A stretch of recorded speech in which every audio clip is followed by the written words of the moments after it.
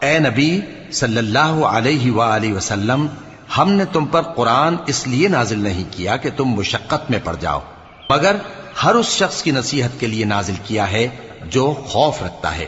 یہ اس ذات کا اتارا ہوا ہے جس نے زمین اور اونچے اونچے آسمان بنائے، یعنی رحمان، جو عرش پر جلوہ افروز ہوا۔ جو کچھ آسمانوں میں ہے اور جو کچھ زمین میں ہے اور جو کچھ ان دونوں کے بیچ میں ہے اور جو کچھ مٹی کے نیچے ہے، سب اسی کا ہے۔